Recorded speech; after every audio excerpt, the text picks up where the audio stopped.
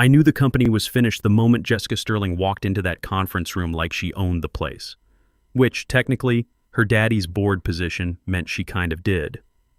I'm Michael Thompson, but everyone calls me Mick. I'm 58 years old, and I've been keeping TitanLogistics Corp systems running for the past 12 years. Jessica was 26, fresh out of Stanford with an MBA and enough buzzwords to choke a horse. She had that look, you know the one, designer everything, phone glued to her hand, and the kind of confidence that comes from never having to fix something that actually matters when it breaks at 3 a.m. on a Sunday. I was sitting in my usual spot in the back, nursing my coffee and watching her set up her presentation. 12 years in corporate time makes you ancient. I'm the guy who remembers when this place ran on 3 servers and a prayer. I'm the one who built the systems that kept us alive during the 2020-2021 supply chain crisis when every other logistics firm was going under like dominoes in a hurricane. But to Jessica, I was just some old timer taking up space and salary budget. See, I didn't start out in tech. I did 8 years in the Navy, working on ship navigation systems and communications equipment. When I got out in '98, I figured my skills with complex systems would translate to the civilian world. Turned out I was right. Started with government contracts, moved into banking compliance, then logistics. By the time I landed at Titan Logistics in 2011, I'd seen every kind of system failure you could imagine. The meeting started with her clapping her hands together like she was calling a kindergarten class to attention. "Listen up, team," she announced. "I've been analyzing our infrastructure, and honestly, it's embarrassing. We're running legacy garbage that belongs in a museum. We need to pivot to a cloud-native, AI-driven ecosystem by Q4. She clicked to her slide. It looked like a toddler's drawing of circles and arrows, all connected with lines that meant absolutely nothing. But what got my attention was her plan to delete the core logistics module, the heart of everything we did. That legacy garbage she was talking about, that was my baby. That was the COBOL to Python integration system I built during the COVID nightmare, working 16-hour days while my wife brought me sandwiches and coffee. That system processed $180 million in annual revenue and handled 78% of our vendor compliance automatically. When the world's supply chains were collapsing in 2020, we were the ones still moving freight because my system could adapt faster than anyone else's. I cleared my throat. Heads turned. I hadn't spoken up in a meeting in months, but this was too much. "Excuse me," I said, "but that system handles 78% of our vendor compliance automatically. You delete that and you're not modernizing, you're lobotomizing the company."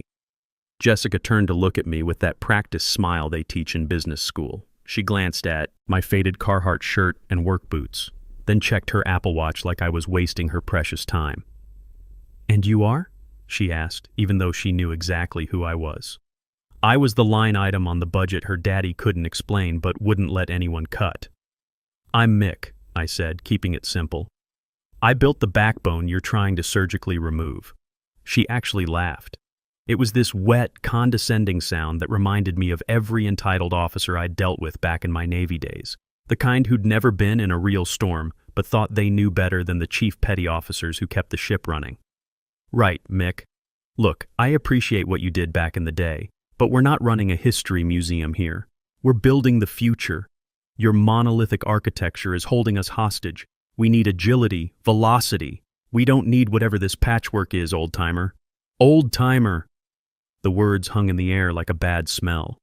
The other engineers stared at their laptops, afraid to make eye contact. They knew something Jessica didn't. They knew I wasn't just the architect of our systems. They knew I wasn't even technically a regular employee. See, back in 2011, when Titan Logistics was nothing but a struggling startup with more lawsuits than customers, they couldn't afford my rate.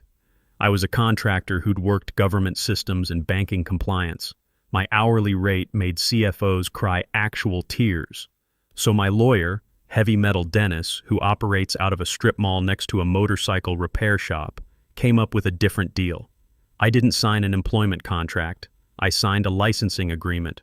I incorporated my own LLC, Thompson System Solutions, and licensed the core platform to them.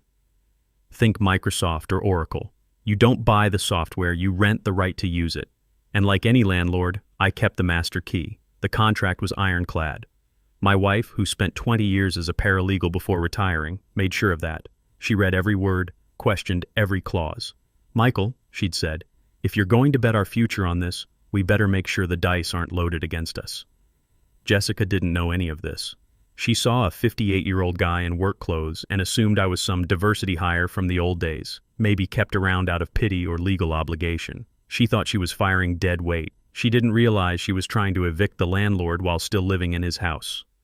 "Okay, Jessica," I said, leaning back in my chair. The plastic creaked under my weight. These conference room chairs weren't built for guys who'd spent years hauling equipment around Navy ships. "You're the boss. Agility, velocity. Got it." She smiled that MBA smile and turned back to her meaningless diagram. "Great.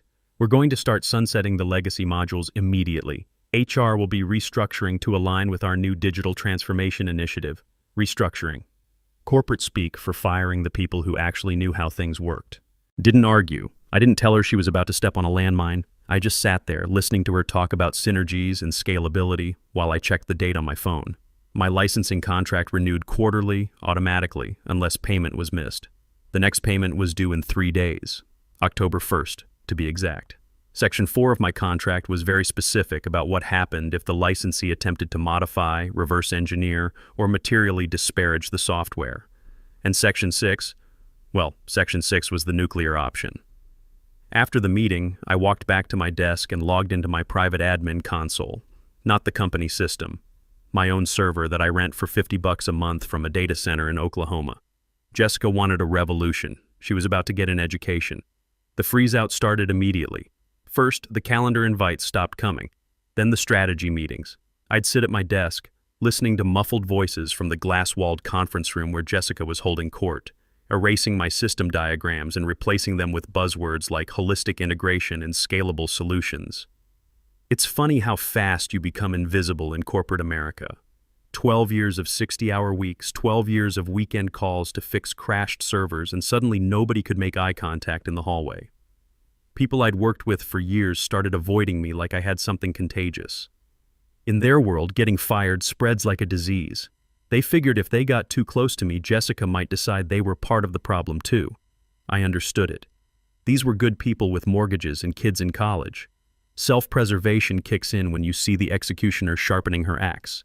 Then Jessica introduced Christopher, the new solutions architect. Kid looked like he was fresh out of college, wearing sneakers that had never seen a server room floor. He wandered over to my desk with a kombucha in his hand, looking nervous as a long-tailed cat in a room full of rocking chairs. "Hey Mick, right?" he said. "Jessica told me you're the, legacy systems historian. I'd love to pick your brain about the old architecture before we deprecate it." Historian. Deprecate.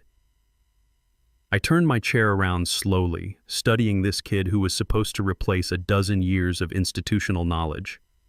"Christopher, do you know what a load balancer is?" He blinked.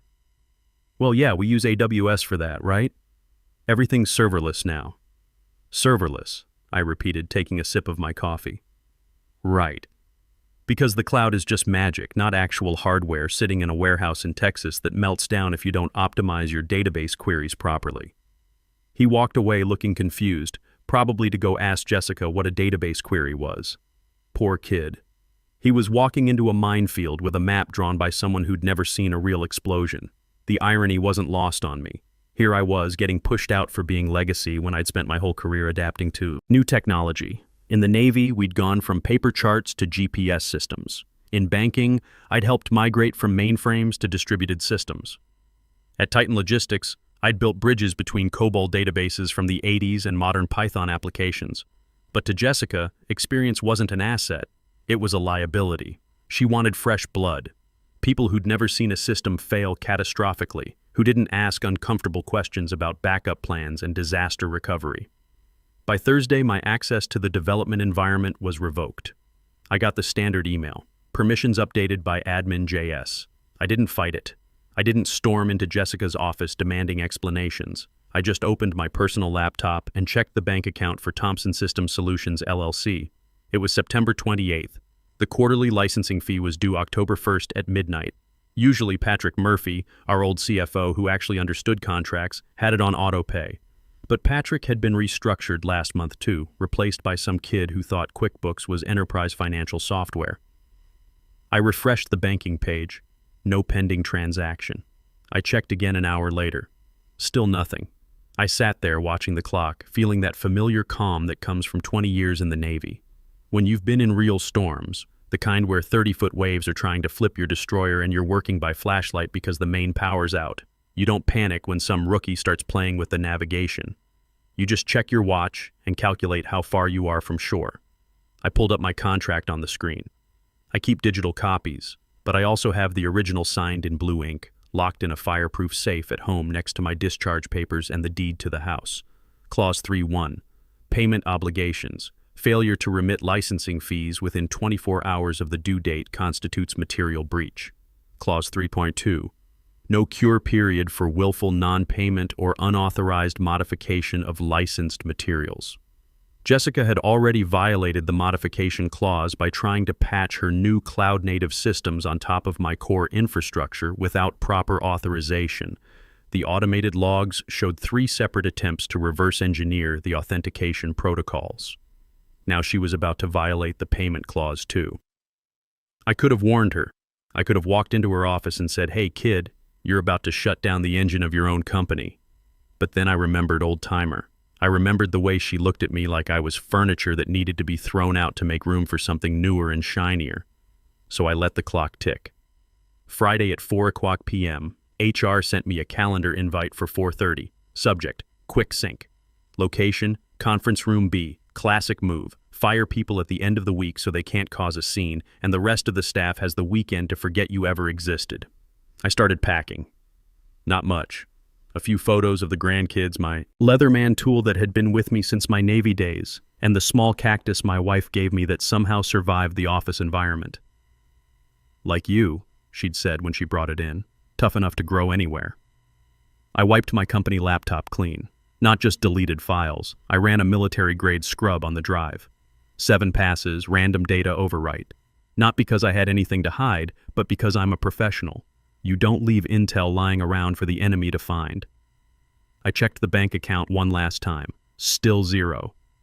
Jessica was really going to do this. She was going to fire me and stiff me on the contract payment, thinking she could just steal my work and move on. The arrogance was breathtaking.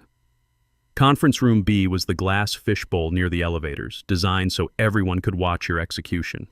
Jessica was there, arms crossed, looking like she was posing for Forbes 30 Under 30. Karen Martinez from HR sat at the table, looking like she'd rather be anywhere else, possibly dead. "Have a seat, Mick," Karen said softly. She was good people. Been here almost as long as me, worked her way up from receptionist. She knew this was wrong, but she had her own family to think about. I sat down and placed my manila folder on the table. Jessica eyed it suspiciously, probably thinking it was some desperate presentation to save my job. "So," Jessica started, not even letting Karen do her job properly, "we've been evaluating team structure.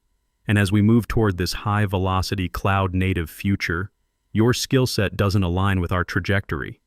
"Trajectory," I repeated, thinking about the ballistics training from my Navy days. "Like a missile heading for a mountain." Her jaw tightened. That smile was starting to crack around the edges. "We're terminating your employment, effective immediately. Karen has the paperwork. Standard severance package, 2 weeks. We'll need your badge and laptop." Karen slid papers across the table, avoiding my eyes. "We also need you to sign this NDA and non-disparagement agreement to receive severance." I didn't touch the papers. I looked directly at Jessica. "Just to be clear, you're terminating our professional relationship completely. All of it." "That's what fired means, old-timer," Jessica snapped.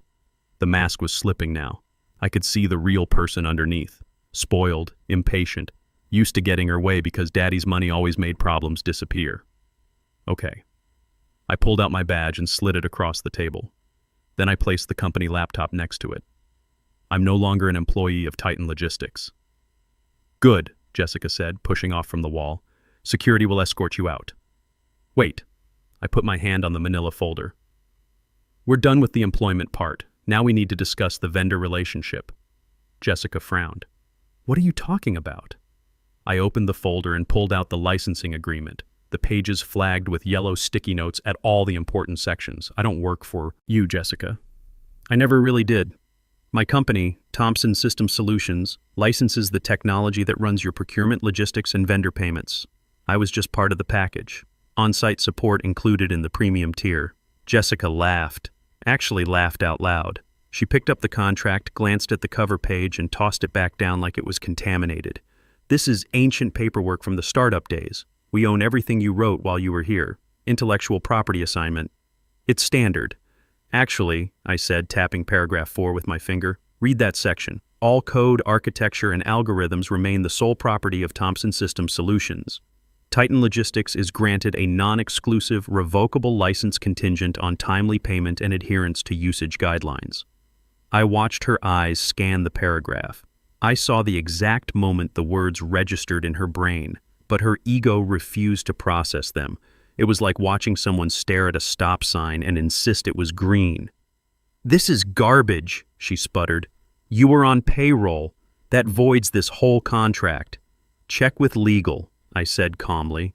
I was on a 1099 independent contractor status for the first 3 years, then moved to W-2 for administrative convenience per Addendum C, but the intellectual property rights never transferred. Thompson System Solutions still holds the copyright registration. Karen was staring at the contract now, her paralegal training kicking in. She could read legal documents, and I could see the recognition dawning in her eyes. I stood up slowly, feeling every one of my 58 years. "Here's the situation, Jessica. You just fired the on-site support. That's fine. I was getting tired of the coffee anyway. But you also missed the quarterly licensing payment that was due yesterday at midnight. That's breach of contract." "I'm not paying you a dime," Jessica hissed, her face turning red.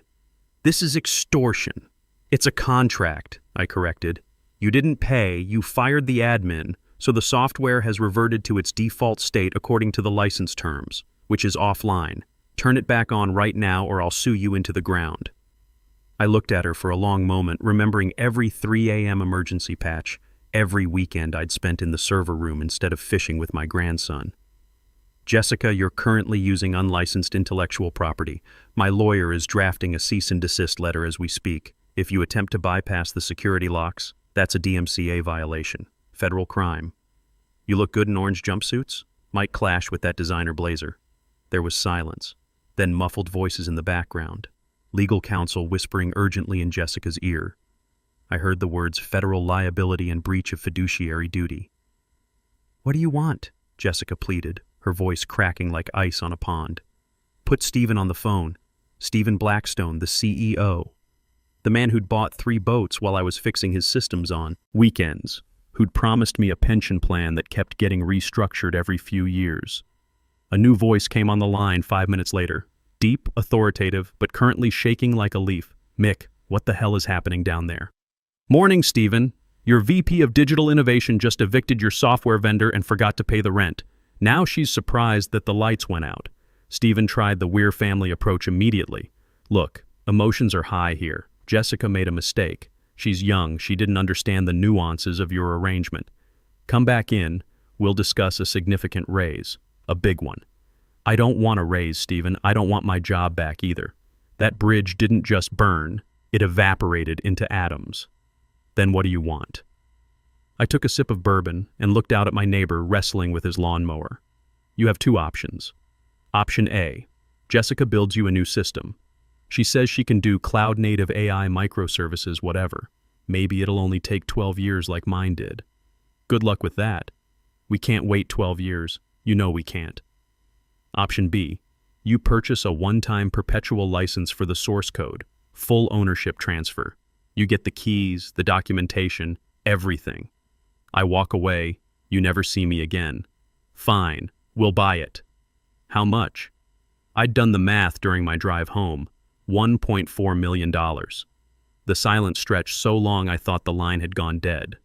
Then, "That's insane, Mick. That's extortion. That's 0.8% of the crisis period savings my system generated during the 2020-2021 supply chain collapse, plus a consultation fee for having to listen to your daughter-in-law call me old-timer. I need time to arrange financing. You have 35 minutes.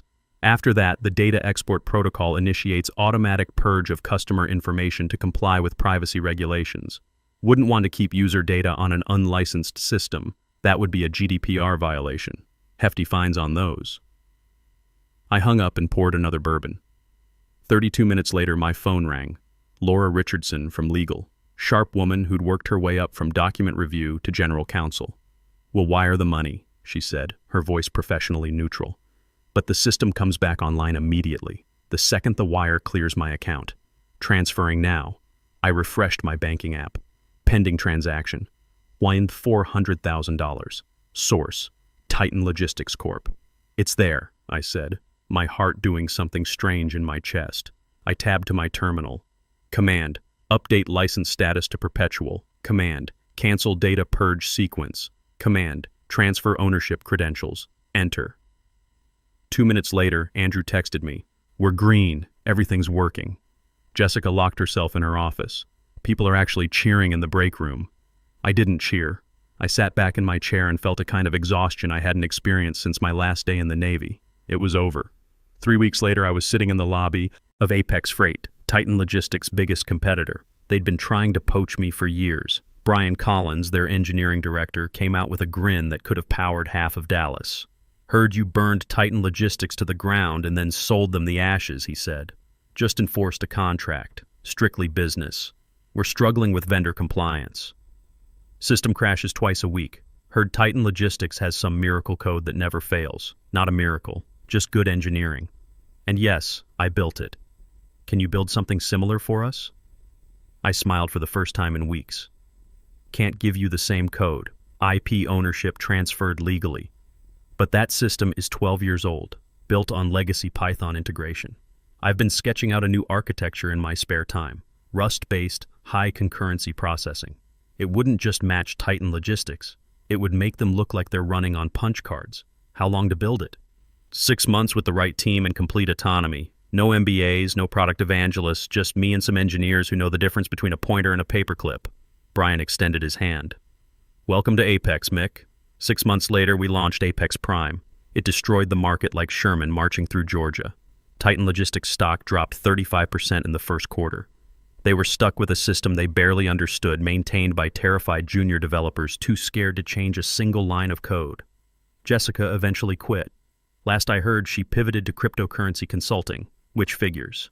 Another industry where you can sell hot air and disappear before anyone realizes the balloon is empty. As for me, I'm sitting in my new home office, paid for by that licensing fee. I've got a bourbon collection that would make a Kentucky distiller weep with pride and a 65-inch TV dedicated exclusively to John Wayne movies. I'm not happy exactly. Happiness is for people who don't know how the sausage gets made, but I'm satisfied. I still have that original contract framed on my wall. Section 4, the paragraph that bought this house and secured my retirement. Sometimes late at night, I think about all the guys like me out there, the invisible architects keeping the lights on while the Jessicas of the world take credit. We're watching, we read the fine print, and we remember everything. So next time some MBA calls you old-timer or says your experience is obsolete, don't get mad. Just make sure you own the keys.